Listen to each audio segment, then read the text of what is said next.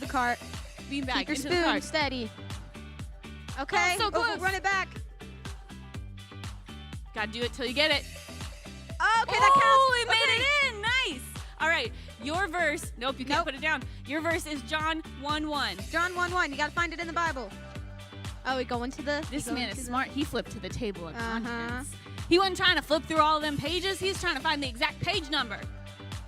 You got this. You got this. We're going. There we we're go. going. Oh, Okay. this is a little more difficult with one hand, honestly. Doing great. Doing great. You can do this. You guys want to give him a little rousing endorsement, a little cheering on here? Woo! Yes? There you go. That's good. I think you Okay. need to go back a little bit. That's just John 2. Go back a little bit. You can do it. Now you're in Hebrews. Can I help you out? Yeah, help him. Help him. I'm gonna help. I'm gonna help. I'm gonna pull. We're gonna go this way. This way. This way. This way. It's okay. He was going to 1 John, y'all. It's a very confusing thing. It's very confusing. Woo! Okay, now you're in John. Now you're John. Okay. All right. Find John 1:1. You Okay, can do now you're in this. Luke. I believe in you. There it is. Now read it out loud. Go.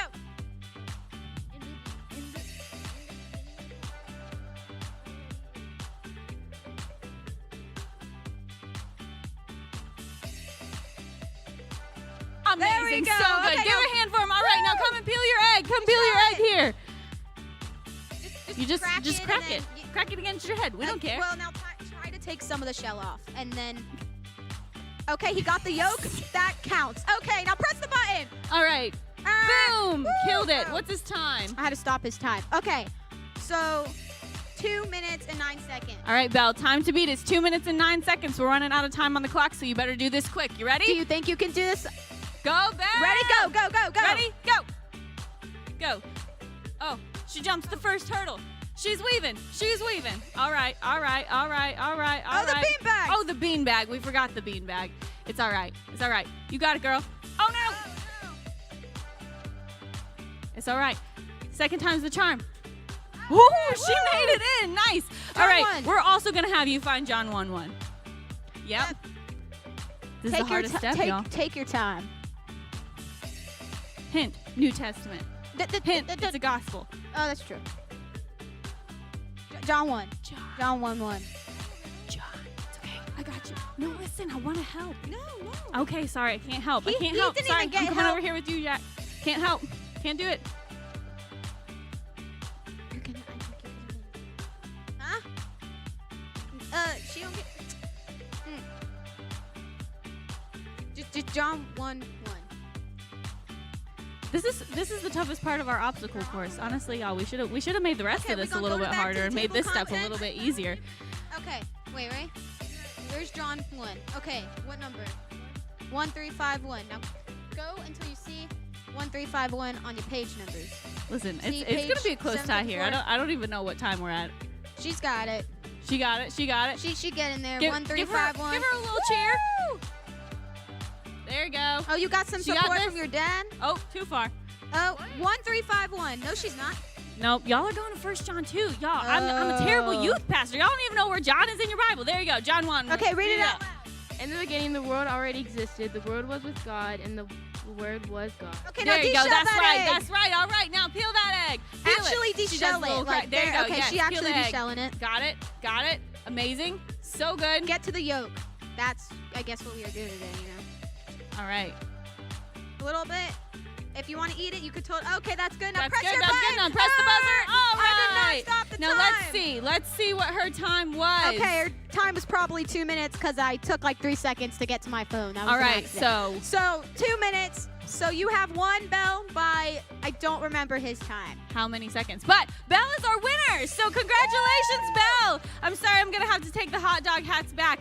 Thank you guys so much. But just as a reminder, we're doing Back to School Bash Wednesday, and we're doing an obstacle course. So we are gonna have a ton of fun. But for now, we're gonna take a second to clean up, and then we will worship with you.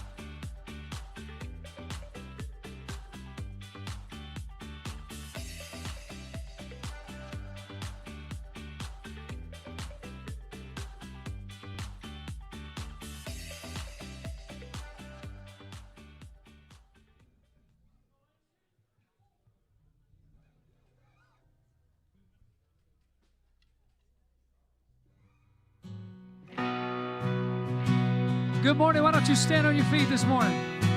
Welcome to the bridge. Well, I searched the world, but it couldn't fill me. Man's empty praise, treasures that fade are never enough. Then you came along and put me back together. And every desire is now satisfied here in your love. Come on and sing this out.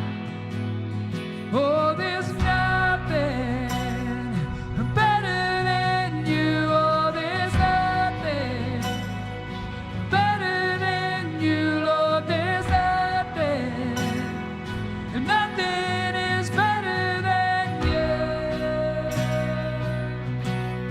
I'm not afraid. I'm not afraid to show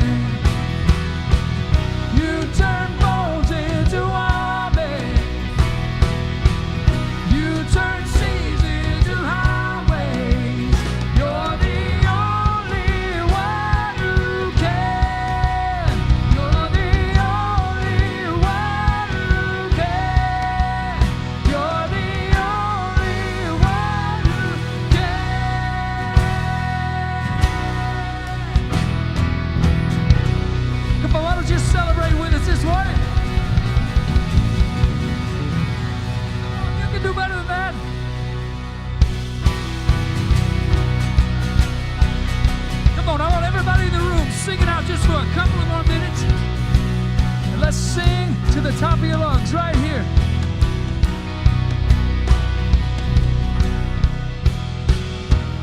You turn mourning to dancing. You give beauty for ashes. You turn shame into glory. You're the only one who can. You turn graves into gardens. You turn bones into armies. You turn seas into highways. You're the only one who can. You turn graves into gardens. You turn bones into armies. You turn seas into highways. Now say it. You're the only one who can. You're the only one who can. You're the only one who can. Believe it. Oh man, it's gonna be a good day. Thank y'all so much for being here this morning. Why don't we pull some lights up? You can maybe give somebody an air high five. Don't get too crazy. Maybe give them a air fist bump, elbow bump, and then you can be seated. Thank you so much for being here. Thank you if you're online joining us as well. Good morning, everybody, and welcome to The Ridge. My name is Ashton, and we are so glad that you're here, whether you're joining us online or in person. We're glad to have you this morning. Now, if you're new here, we would love for you to pull out your phone and text the word WELCOME to 706-350-6363. When you text the word WELCOME to that number, you'll get texted back a link where you can fill out some basic information about yourself. It lets us know that you are here with us today and allows us to say hi and welcome. Also, if you're new here in the building, we would love for you to join us in something called Connecting Point. Connecting Point happens after every single in-person service. You can go out the doors and to the left as soon as service ends, and you'll find a room called Connecting Point. This is a place for you to connect with pastors, other leaders in the church, get your questions answered, and receive a free gift that we have for you. So don't forget to stop by right after service.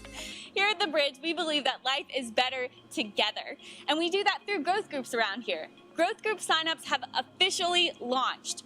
If you want to sign up for a growth group, which we encourage everybody to do, head to thebridgeonline.cc to sign up for your group now, today.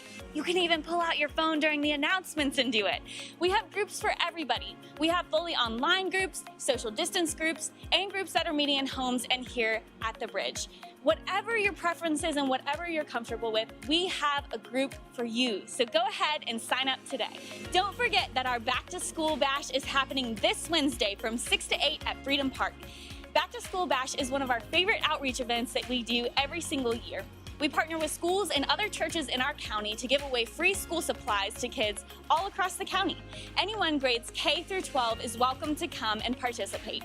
This year, due to social distancing guidelines, we can't do as much fun, jumpy stuff that we normally do. However, to make this a fun experience for the kids, we're gonna do an obstacle course called the Warrior Path that children have to run through to gather their school supplies, and hopefully it's gonna be a lot of fun. If you would like to help out, you can contact Cheryl at thebridgeonline.cc.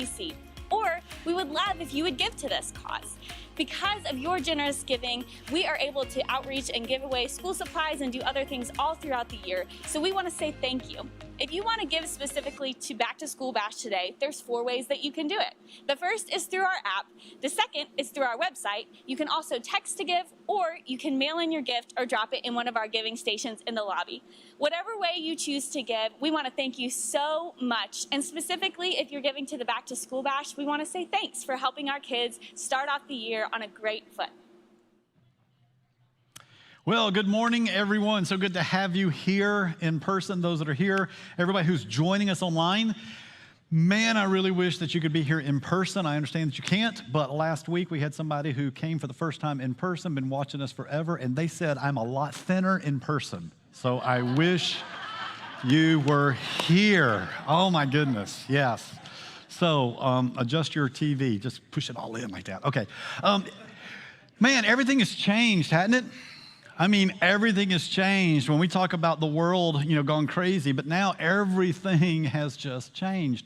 Having to wear masks. I see some people, they come in or going into a store with masks, and boy, that's changed, right?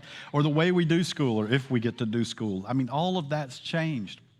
And it's so frustrating, and it's so aggravating, and we keep wanting to know, when are things going to get back to normal, right?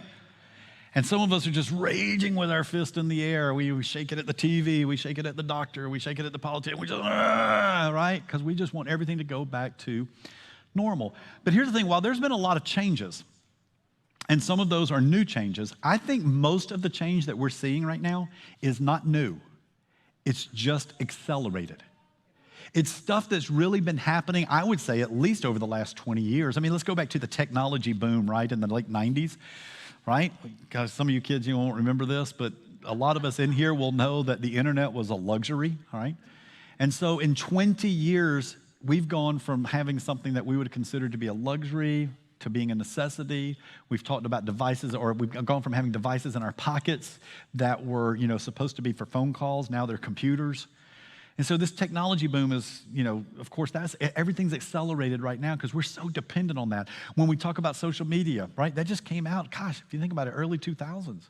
So 20 years, and that was just kind of this weird thing, right? I'm talking about MySpace. Anybody remember MySpace? Oh, like what even is that, right?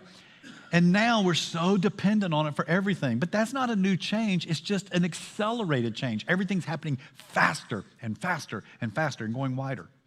Now, there's some other things that have changed that's more substantial than that, and they have really affected us as a church. So today I want to talk a lot about us as a church, but there are some takeaways, and there are some moments that apply to personal lives, to some of your lives, some of you who are watching online, some of your lives.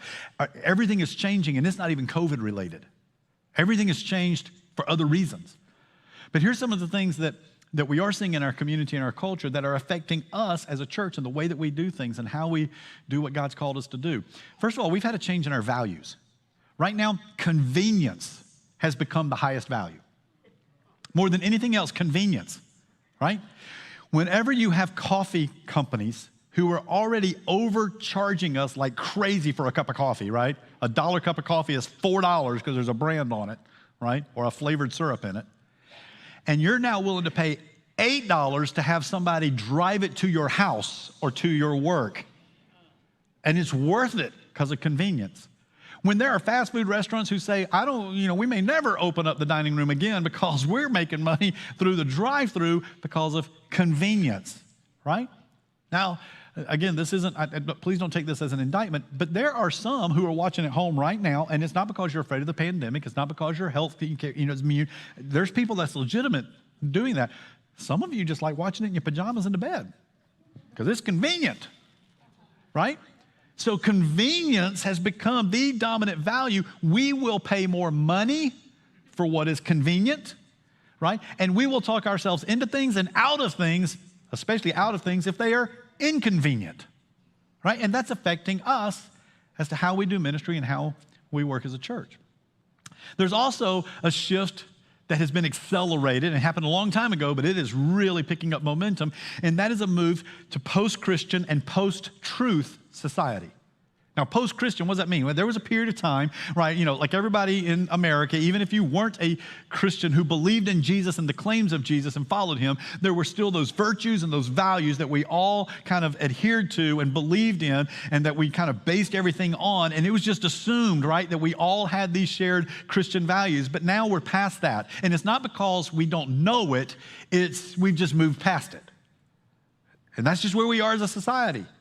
So not everybody is operating with the same worldview or the same set of values and virtues. But now it's also post-truth. And again, that's nothing new. We've always had this truth as relative thing that's come up. But boy, it is so accelerated. What I mean by post-truth, right now it's all about how you feel. It's all about appealing to the emotions, even if that is disconnected from facts, right? So whenever we're dealing with this pandemic, somebody come up and say, well, I got this data from a scientist, blah, blah, blah, blah, blah. I don't care. I disagree with all that because I feel like, right? And so what we do is we go find somebody who agrees with how we feel, and we never vet the facts. Some of you will forward post on social media because it agreed with how you feel, and it ain't even true.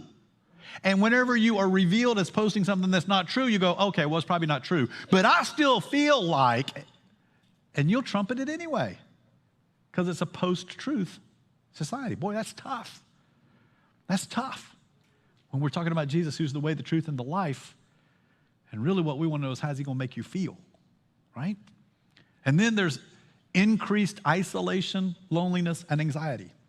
I mean, that's nothing new, but boy, is it accelerated, right? All this technology is supposed to bring us together, and yet we feel so far apart, right? All of the social media that's supposed to connect us with all of our friends is nothing but word wars, isn't it? And we're just so far apart, and we feel more isolated and more lonely and more anxious than ever, right? We're supposed to be able to solve all the world's problems, and why are we so stressed out?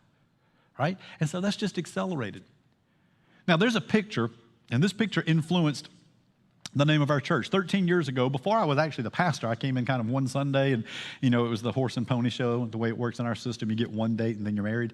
And so on the date, I shared this picture, and this picture, whenever our leaders decided, you know, let's change the name of the church, this picture was the one that influenced that and decided that. It wasn't something that I imposed. In fact, we were going in a different direction. One man in the room said, I can't get past the picture you showed. If there's a way that we can use that.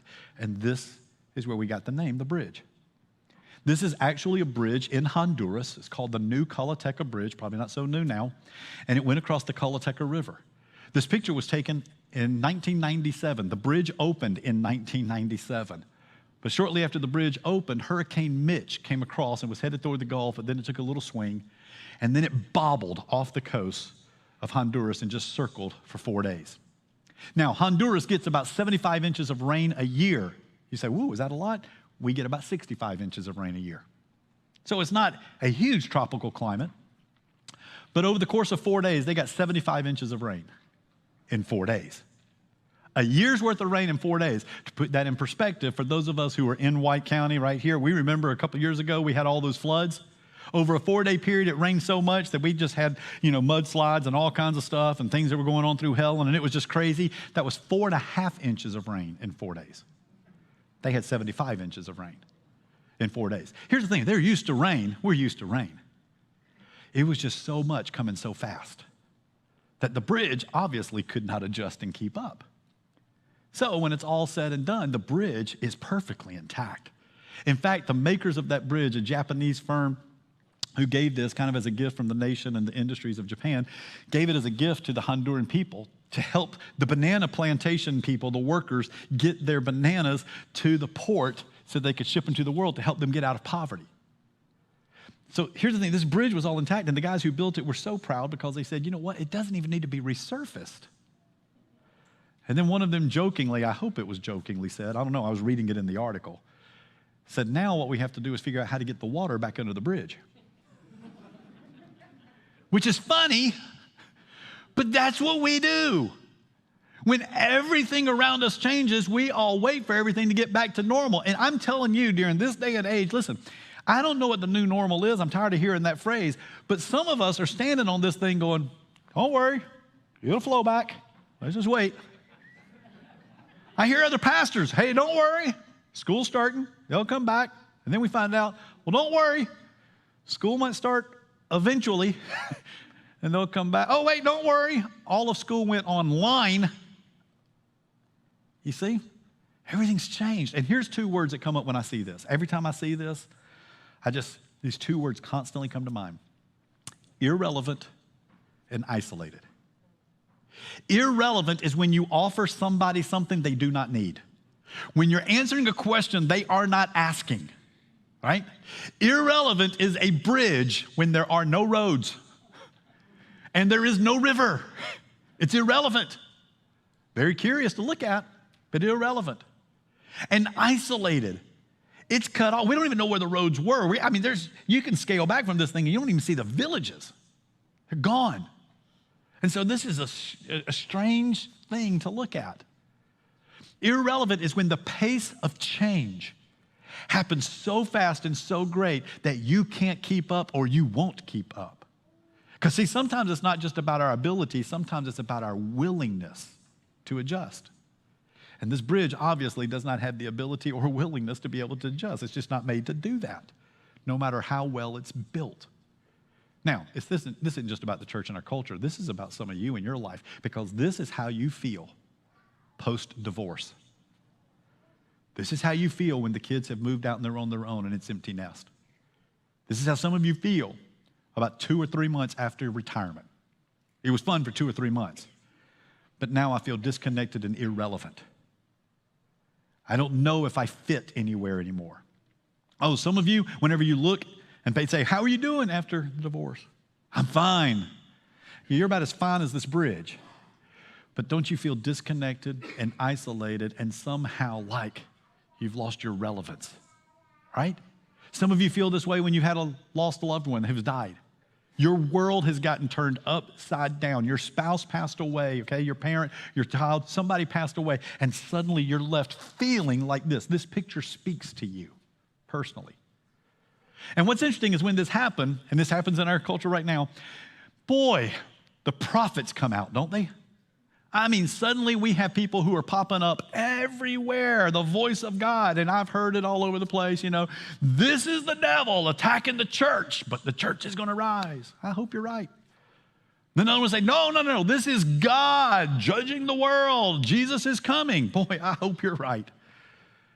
But the truth is, and this isn't my words, I went to a meeting that we had not too long ago with a bunch of pastors, and the guy who was there, very well-known, huge speaker all around the world, preaches literally to stadiums full of millions of people, was there. And somebody asked him and said, Daniel, what do you think God is doing during this situation, during the pandemic?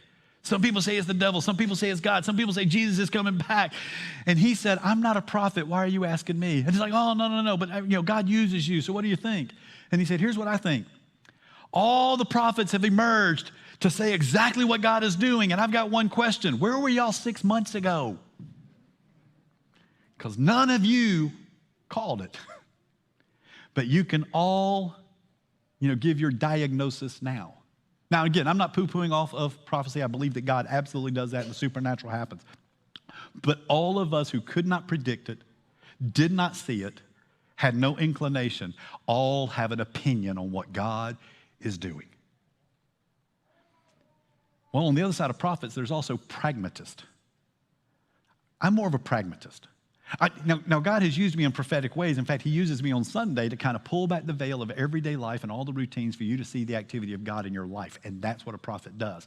But I'm also a pragmatist. And here's the difference. The prophets ask, what's going on, God?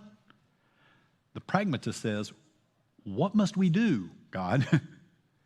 Right? What do we do? And you really have to have both of those come together. The prophetic and the pragmatic has to come together whenever you're trying to navigate the world, when everything has changed.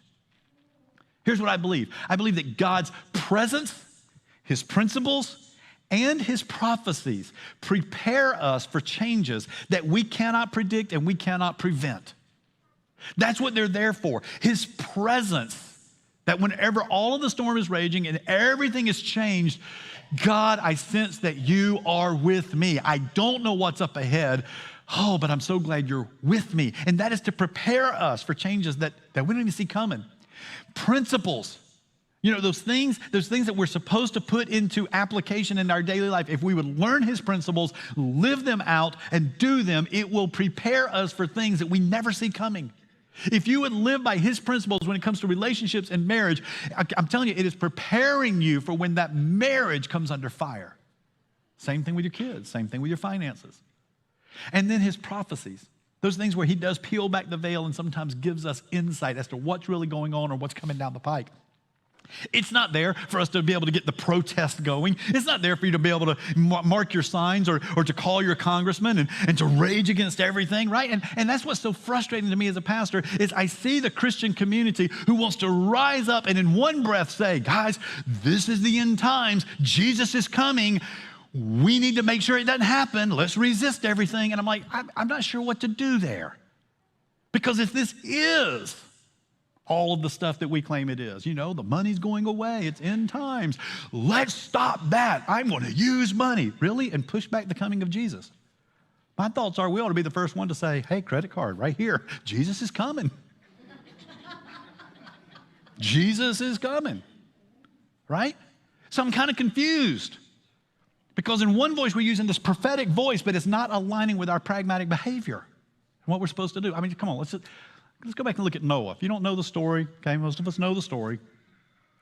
But the creation, I mean, mankind becomes so self-centered and so evil and so bent on itself that God just says, you know what, I'm going to wipe out humanity and I'm going to wipe out the land animals and all of that stuff. But there's this one guy down here. He's not perfect, but boy, he's got a heart for me. And so I'm going to use him and his family and his household. And they're going to build this big old ark and, this big boat. And there's going to bring 2 of every land-breathing, animal on there. And we're going to save the whole thing. Now, listen, whether you believe that story or not, there's still some principles there that you need to take away and learn from.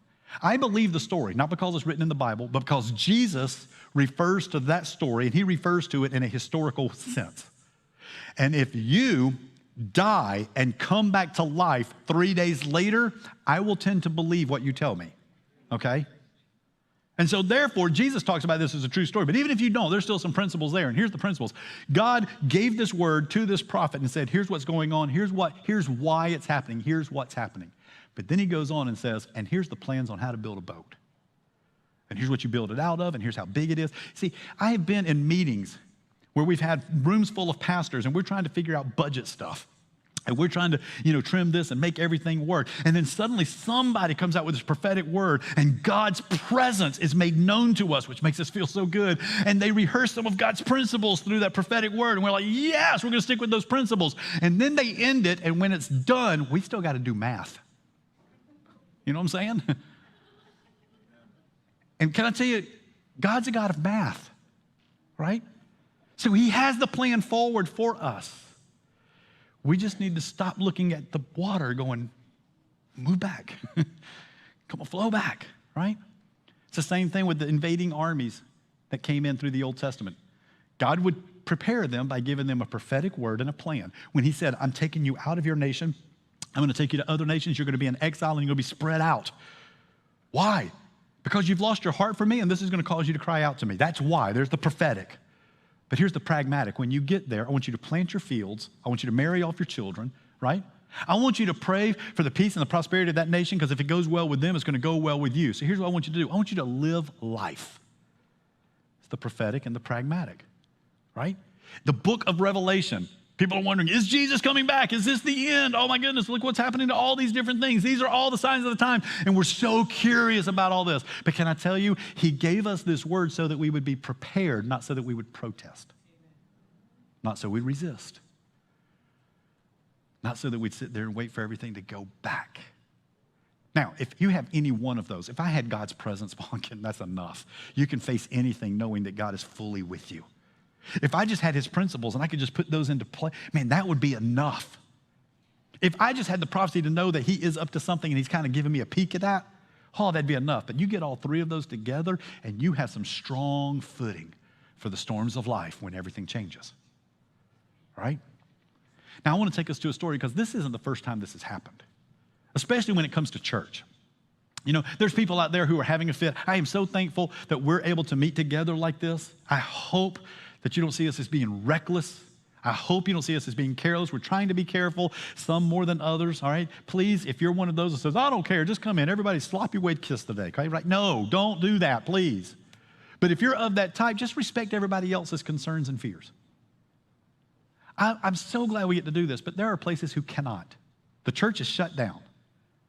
They can't meet. And there are people who are angry and upset, and maybe they've got legitimacy, especially if there's some type of favoritism going on to a different industry and churches are being left out. I get the injustice. I get all of that. But this is not the first time the church, or the worship aspect of God, the worship places of God, were shut down. We've been here before. You might not have seen it. Might not have been in your lifetime, but it happened. And so let's go back and look in Scripture where Jesus said, it's going to happen. In John chapter 4, there's this story where Jesus and his followers go through a region of the country that normally Jews would avoid because, it was those people, right? Some racism going on there. We're dealing with that. And Jesus went right through that area so he could specifically engage a woman, and not just a woman, but an entire town, an entire village of them, right? And he crossed those racial barriers. And as he's talking to this woman, you've heard this, the woman at the well, he says, hey, go get your husband so we can have a conversation. I'll talk to both of you. And she says, oh, I don't have a husband. And he goes, oh, you're right, you don't. You've had several husbands.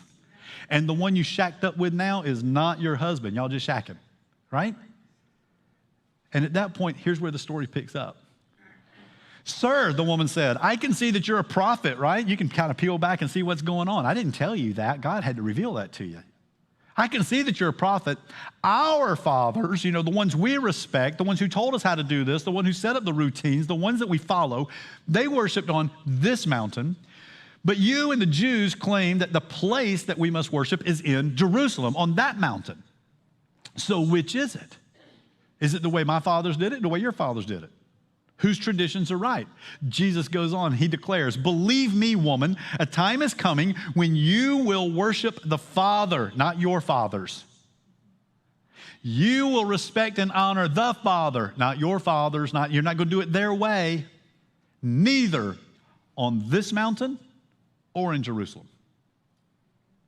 They're going away.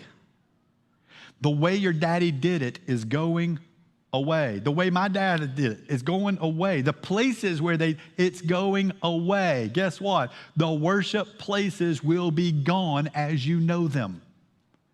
He goes on, he says, yet a time is coming, and actually it's already here. In other words, this isn't a new change. It's going to get accelerated.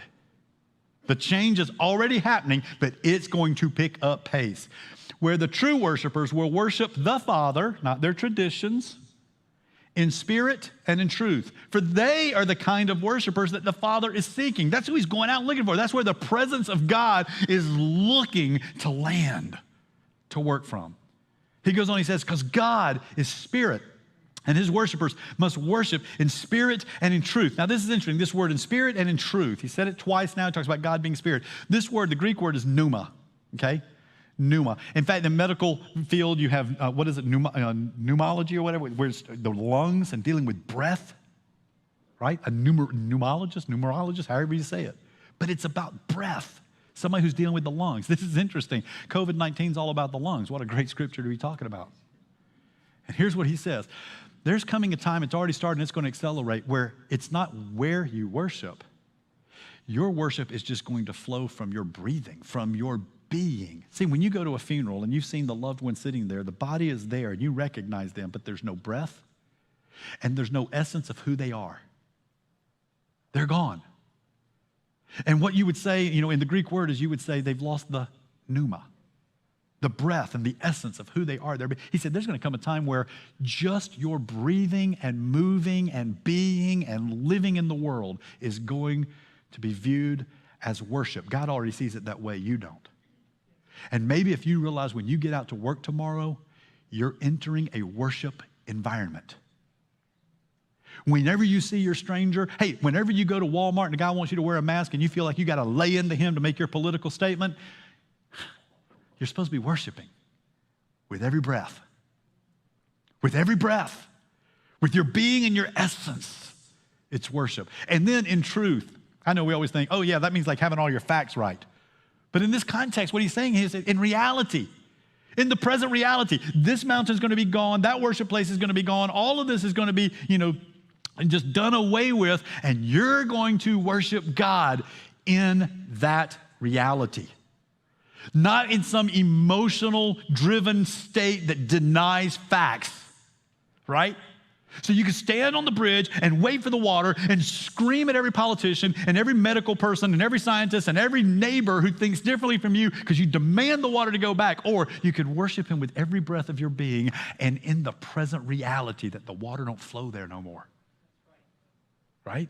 See, this woman is concerned about a place and the past traditions of worship and making sure she's got it right in the right place, doing it the right way.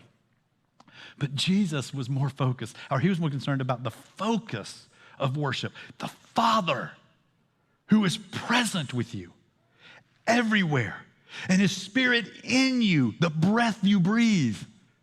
Focus on that and the fullness of worship that doesn't just happen in a place at a time, on a day, in a setting, but is now in every part of your life and affecting every part of reality. In another place, he takes his followers into Jerusalem, and these are country bumpkin boys.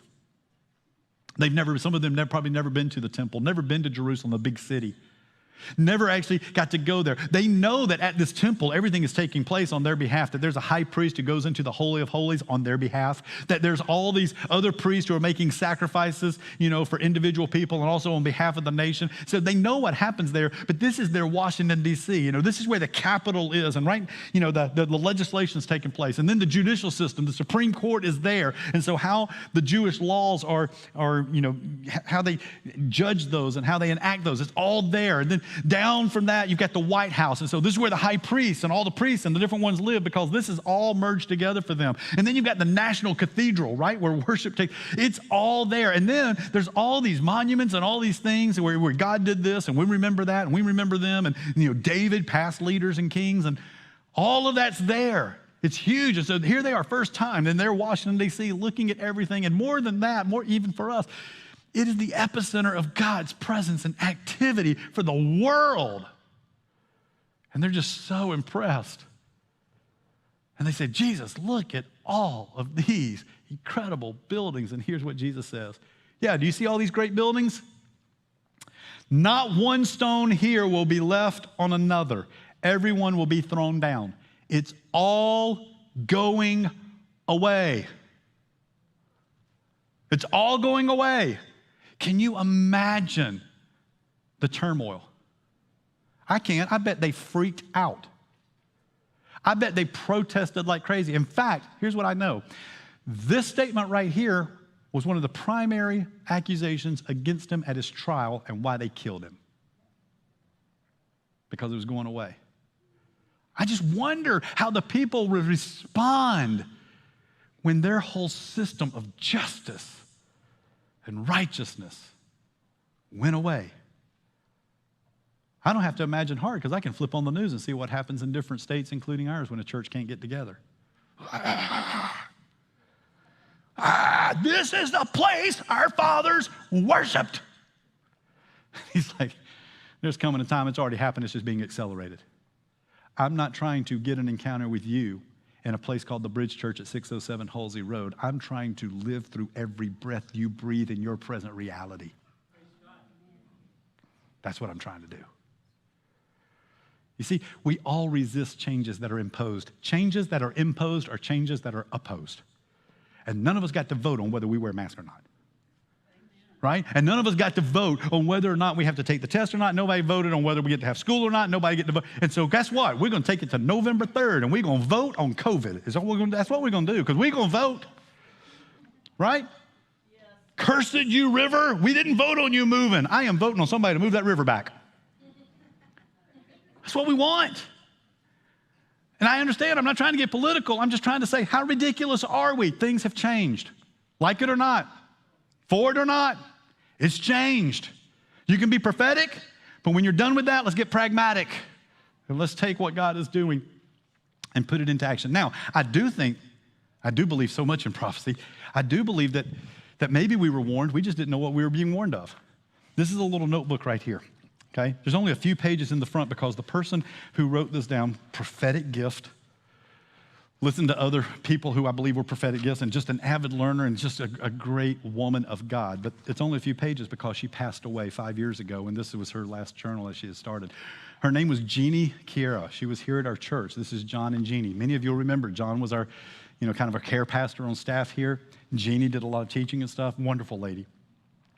Jeannie wasn't feeling well one day, had a lot of digestive issues, and something was going on, and so ended up at the emergency room. She died a little less than 2 weeks later from cancer. Everything changed. John's world, everything changed. I guarantee he felt like that bridge. His life stream moved, and he was disconnected. He was out of sorts. To this day, he still has not fully adjusted, and I don't know that anybody does. Some of you have been through that. We as a church changed. Something about me changed. Because I just thought, she's sick. She would come home. And the next time I saw her, it was in a casket. It was amazing. But in here, and we don't know if these are her words. We don't know if this is, and John doesn't know if this is like prophetic words from her because she kept these private journals, or maybe she was listening to somebody and leaning in. But she has an entry in here that says, the church by 2020, 5 years ago, she wrote this. And there's so many things in here that would blow your mind. I'm reading this and going, oh my goodness, this is incredible. But here's some of the things that she said that are written in here. First of all, mega churches will no longer be the only recognized expression of kingdom success. It's not just about how big you can get, right? And isn't it interesting that mega churches are the ones that are having the hardest time trying to reopen, and some have said they're not going to reopen for the rest of the year. And I understand because there's some pragmatic issues of them trying to reopen. Wow. Oh, it goes on, okay? Change with the times, Sanctuary called the chat room. That's a phrase we use for online interaction, isn't it? Our sanctuary is replaced by a chat room. Goes on. Churches will begin in humble or public places rather than owned buildings. And our buildings have almost become obsolete overnight. Oh, there's so many more. There's so many more. I'm really whittling this down. I mean, when I started to put this sermon together, I had 13 slides. We'd be here all day. Here's the thing, though. Listen, take the message to the people, not the people brought to the message. Personal and technical contact. And this is a woman who wasn't all into, all the social media and all the stuff and everything else. But I think God was pulling the veil back a little bit and saying, get ready, get ready, get ready. Now, I love this right here because 10 years ago, when I was here new at the church, and I've been here for 2 or 3 years, and a lot of people did not go to church in our county, and I wanted to know why. So we started asking people, not the professionals, not the pastors and different ones, but the people. And what we heard over and over was because they were working 50, 60, 70 hours a week, 2 and 3 jobs. They were working on Sundays, or if they had off, it was the only day they had off to spend with their family, and they really want to come to church and be all split up. I couldn't blame them. So I said to our church then, our staff then, we've got to figure out how to get church to people and stop trying to get people to church. Now, we've dabbled with that. And I say dabbled because we didn't go all in, but we really tried and we started doing some things. And so we started doing online church way before a lot of other people. I mean, we weren't the new ones. We're just early adopters, not the innovators. But for a church our size, there was nobody our size trying to figure this out. And we were trying to figure it out every way possible. Because I just felt like we got to get church to them. I don't know why, but we need to figure it out. So let me just say right here, what do you do when everything is changing, when this mountain is moving and that mountain is moving and this river is flowing and you can't go to church and you can't go to school and you can't go to work and you can't what and we can't do our this? What do we do? Here's what I'm going to tell you. In your life, John, when your wife is gone, right? When your loved one is gone, when the divorce is final, when the kids have moved on, what do you do when everything changes? And here's what I'd say. When everything is changing, focus on what hasn't and what won't, and then let's work from there. There are some things that hasn't changed, and there are some things that won't change. Now, let's go back to that bridge, that picture I showed you. If you were in Honduras while Hurricane Mitch is going over, where would the safest place be, or at least one of them? The one place you don't want to be, on a bridge. But when it's all over and you say, this thing's intact, it doesn't even need to be resurfaced, I don't want to be under it because everything changed down there. But if you just had the strength to hold on to this unchanging thing, probably one of the safest places in Honduras, right? Now, here's the other thing, too. That bridge had a purpose. It was to get the produce from these poor people to the ships so that they would have an economy that would get them out of poverty. The purpose of that bridge was more important than ever after the hurricane. Oh, it's sitting in isolation, and it looks irrelevant, but the purpose has not changed. They just have to change the strategy, right? Because here's what happens. If we're going to rebuild this economy as quickly as possible, we still need to get that produce and what's left of it, and we need to get the farmers back going, and we need to get to whatever, and it's going to take a long time to build this bridge. So what are we going to do? We're going to use boats, and we're going to use barges, because we still got to get across that river. The purpose hadn't changed, just the way we go about fulfilling the purpose has to change. And meanwhile, we're going to build off of what has already worked and what is successful. We're going to build off of what has remained.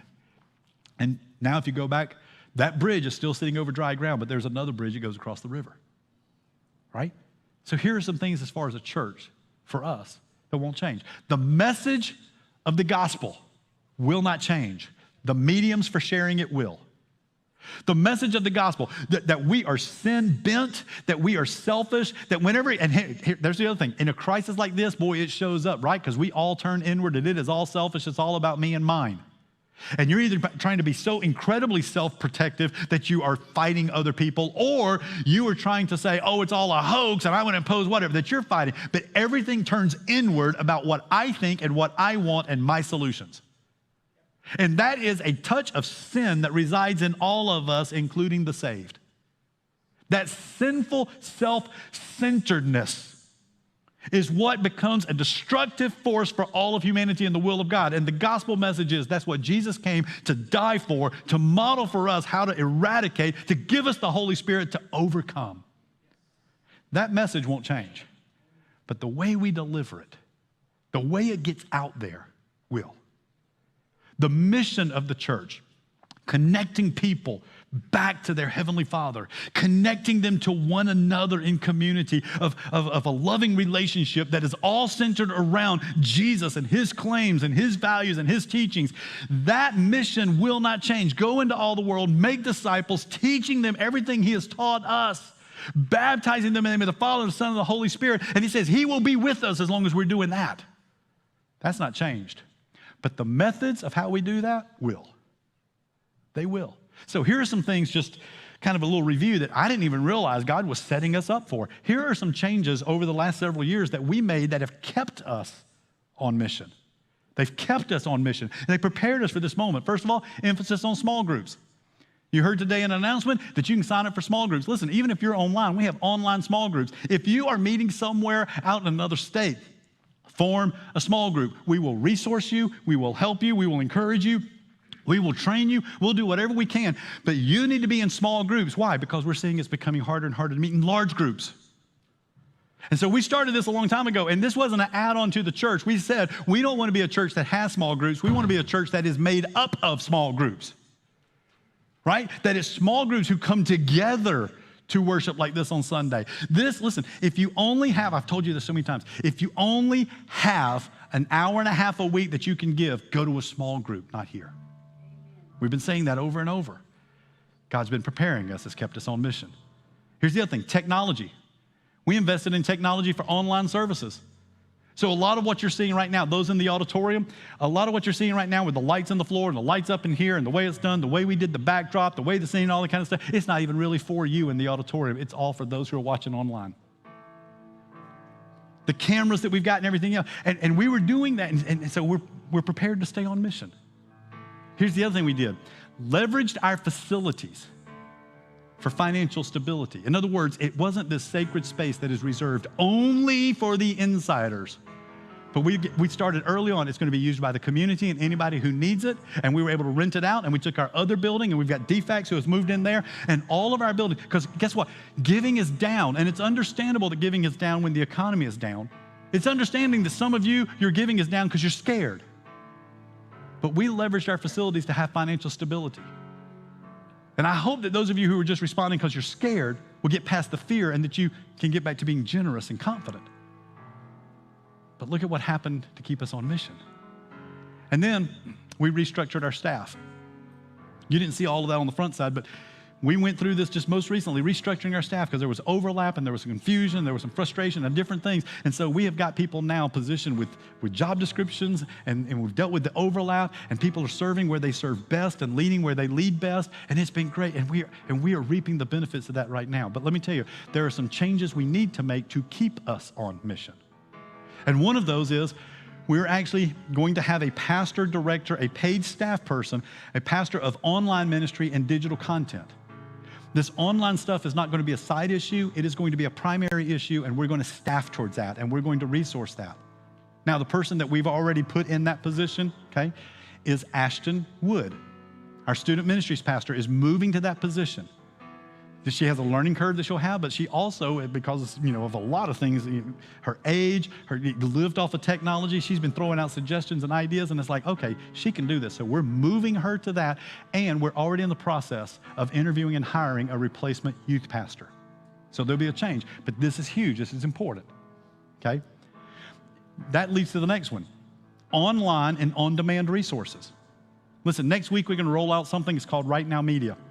Again, it's nothing new, but Right Now Media is this library, a huge library that you can go on the internet, and there are world-renowned and all types of great content on there. Every subject you can imagine, parenting, marriage, it's all Christian resources. It's all biblically based Christian resources, aligns with us.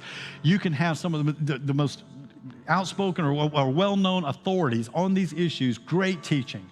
We'll have some of our content there. It won't all be us. This would normally cost you like hundreds of dollars a year for a subscription. We've purchased it and we're giving it to everybody whose email we have. If we don't have your email, get it to us. You'll get a letter with a link.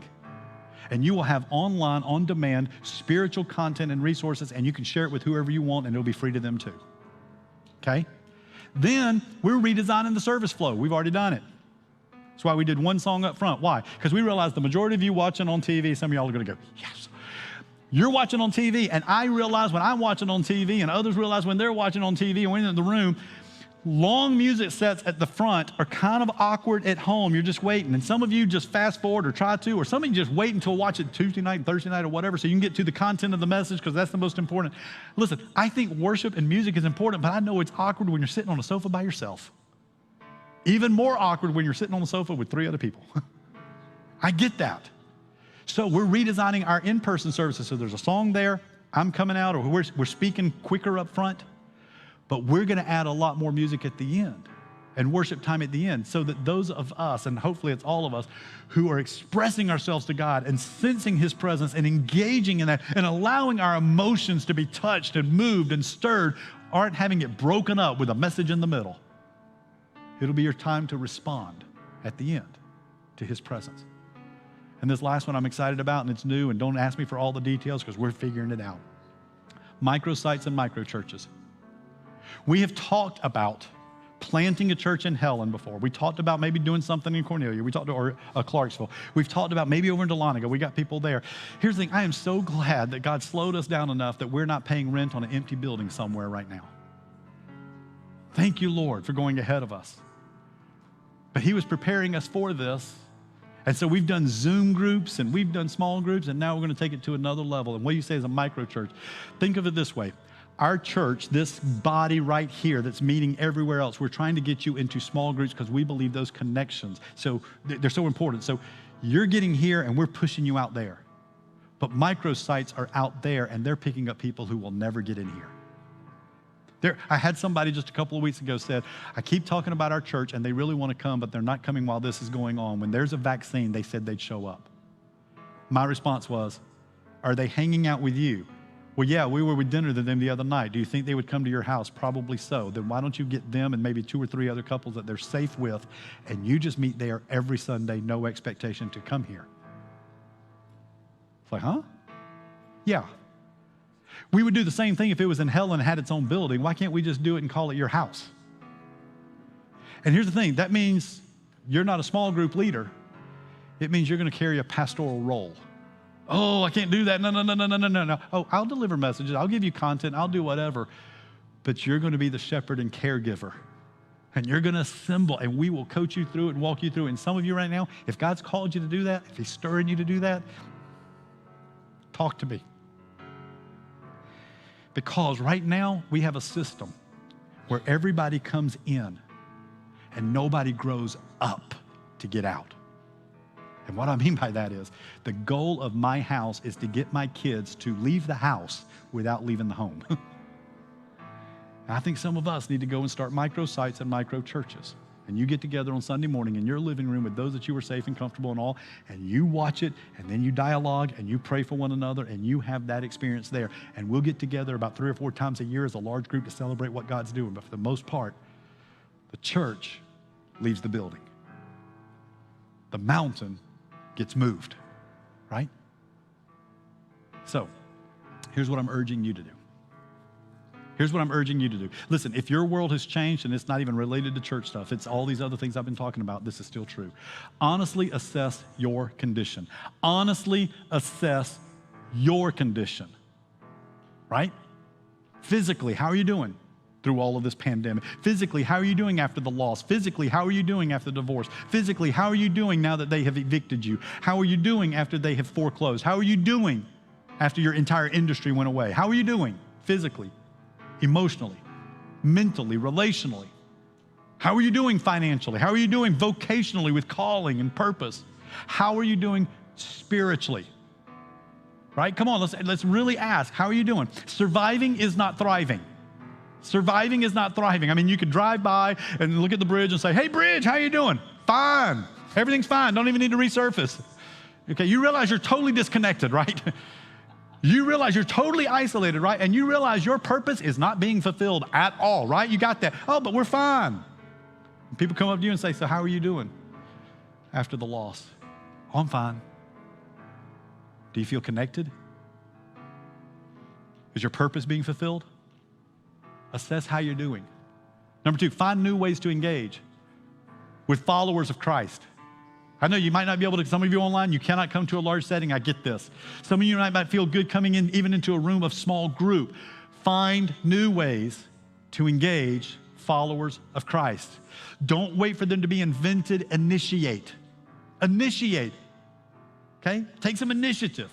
But also take advantage of what opportunities are there and be willing to take reasonable risk. What is reasonable for you might not be reasonable for somebody else, but you need to be able to take some reasonable risk to engage in a meaningful relationship with other followers of Christ.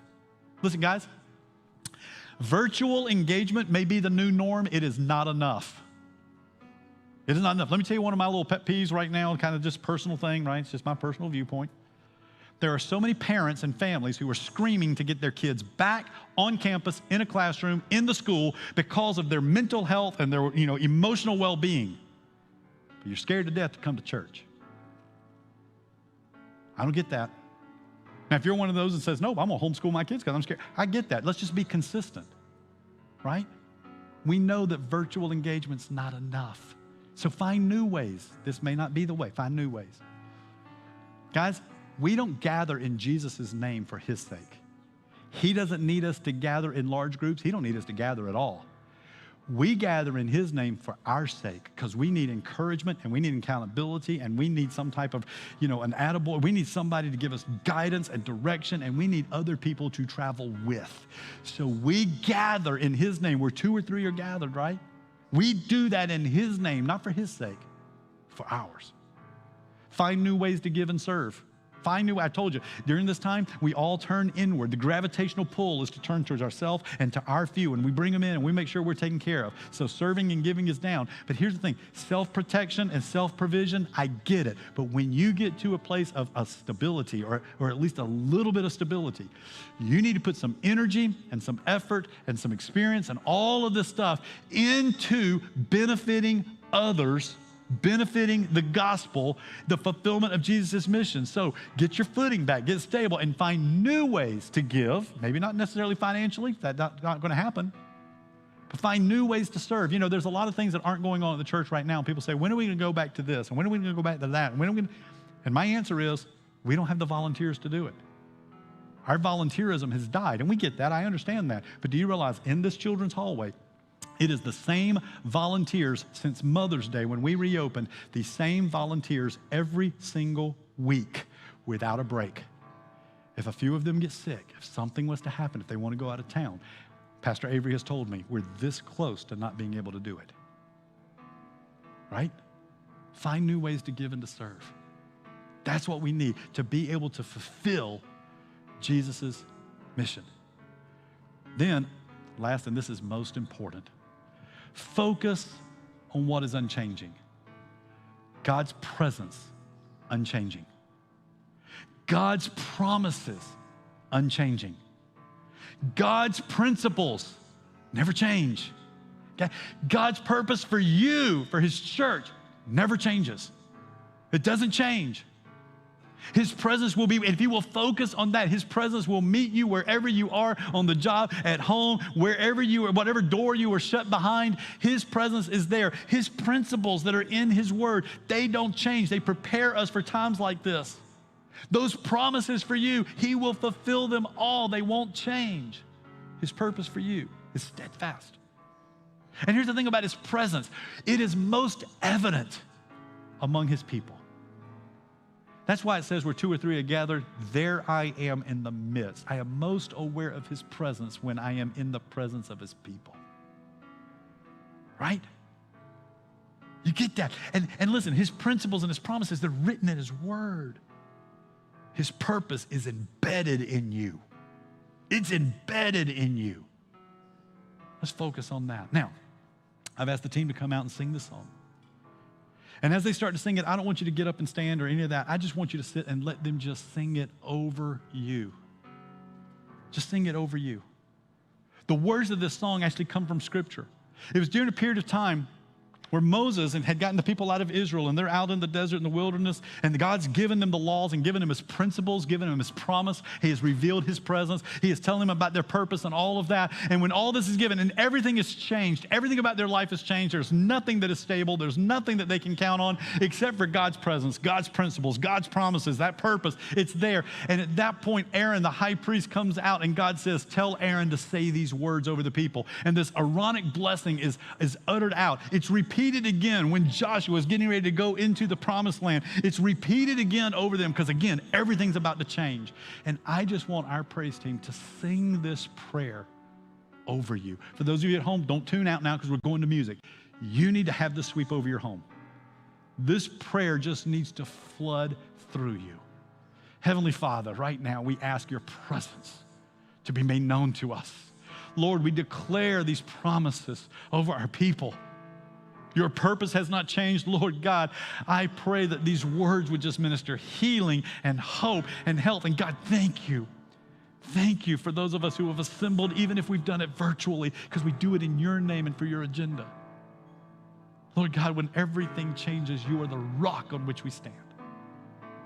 And so, God, we ask for you to visit with us now and bless your people.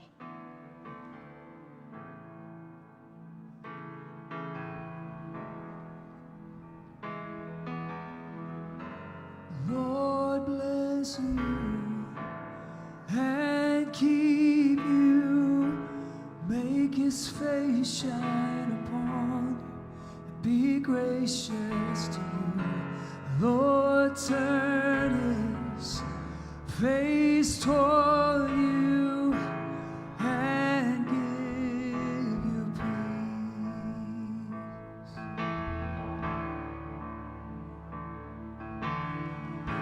The Lord bless you and keep you, make his face shine upon you, and be gracious to you.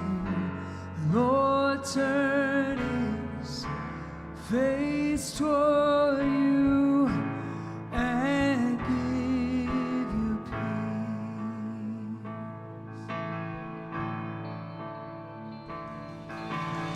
Amen. Amen.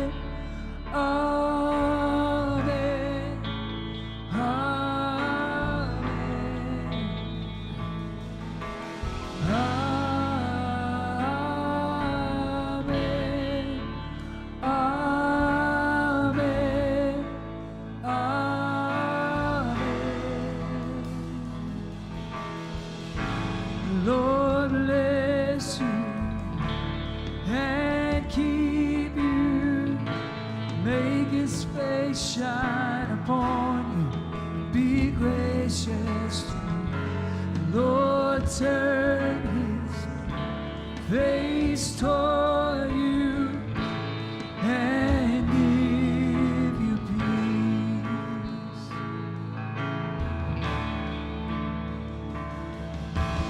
Amen. Amen. Amen.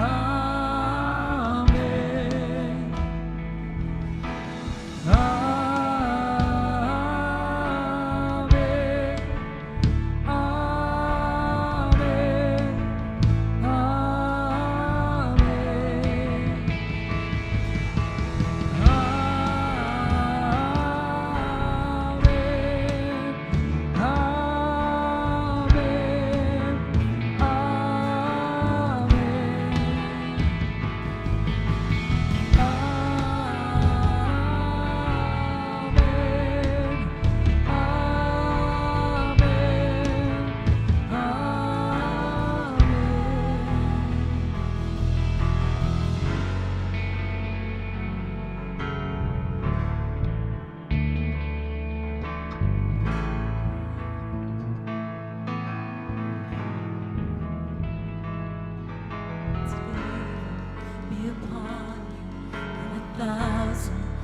generations, and your family, and your children, and their children, and their children. May His favor be upon you, and 1,000 generations, and your family, and your children, and their children, and their children. May His favor be upon you, and 1,000 generations, and your family, and your children, and their children, and their children. May His favor be upon you, and 1,000. Why don't you stand and just receive this blessing? Just stand to your feet with us right now. And your children, And the children, and the children, may His presence go before you, and behind you, and beside you, all around you, and within you. He is with you, He is with you. in the morning, In the evening, in the coming, and the going, He is weeping and rejoicing. He is for you, He is for you, He is for you, He is for you, He is for you, He is for you, He is for you, He is for you, He is for you.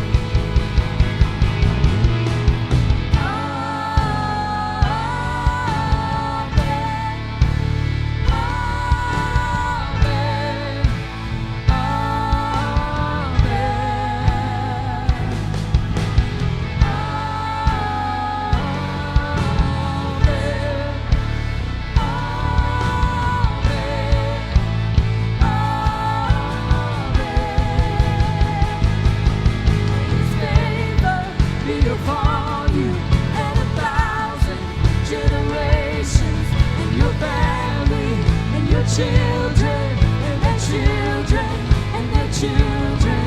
May His presence go before you, and behind you, and beside you, all around you, and within you. He is with you, He is with you, in the morning, in the evening, in your coming, and your going, in your weeping and rejoicing. He is for you, He Come on, is believe for this. you, He is for you, He is for you, He is for you, He is for you, He is for you, He is for you, He is for you.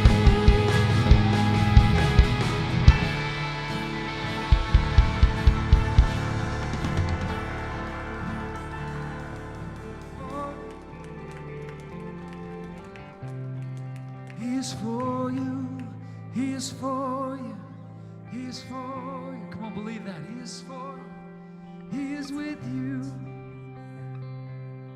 He is with you, He is for you. Yeah, He is for you, He is with you, He is with you.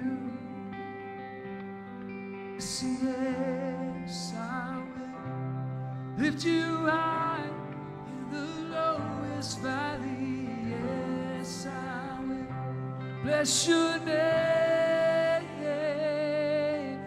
Oh, yes, I will sing for joy when my heart is heavy on my days. Oh, yes, I come on and sing that. Go sing it. Oh, yes, I will lift you high. That's it. Come on.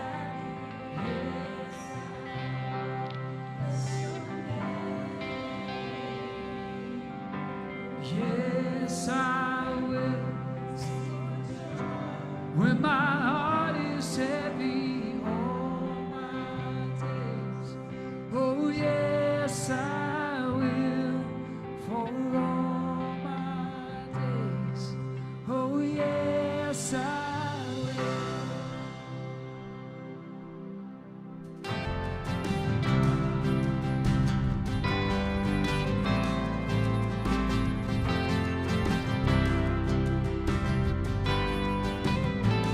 I count on one thing, the same God that never fails, not fail me now. You won't fail me now. The waiting. The same God who's never late is working all things out. Working all things Every voice, come on, sing it loud. We sing. Yes, I will lift you high in the lowest valley. Yes, I will bless your name. Oh, yes, I will sing for joy when my heart is heavy all my days. Oh, yes, I will.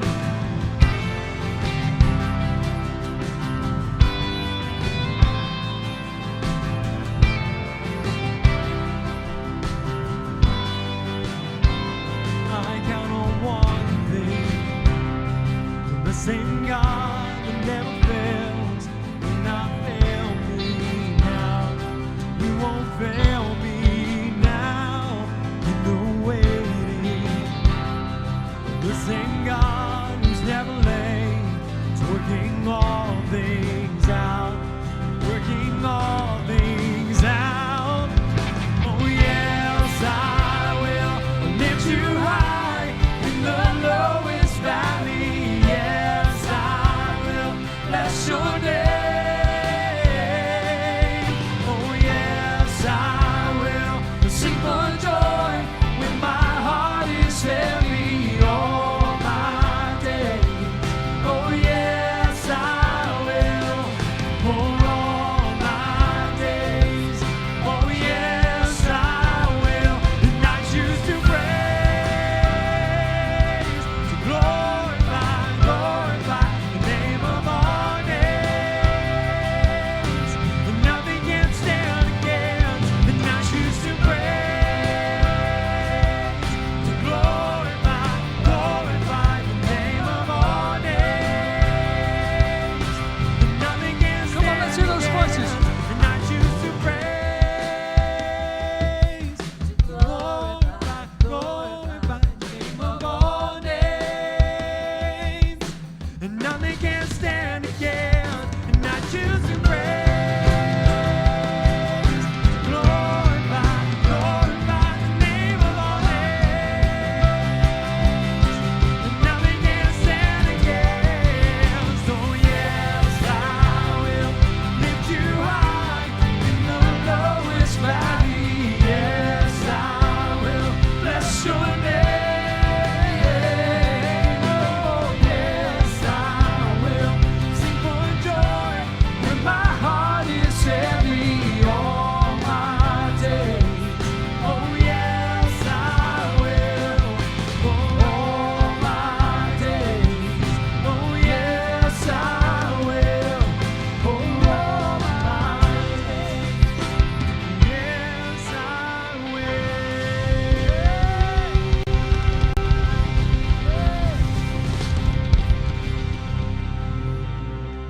You know what? We're going to continue with worship. We're not going to stop for a few moments, but if you need to be dismissed, you're welcome to go. If you remember, if you're first time or you're just kind of hadn't been here in a while, go out these doors to the left. There's a room called Connecting Point. We'd love to connect with you. But you guys have an amazing week.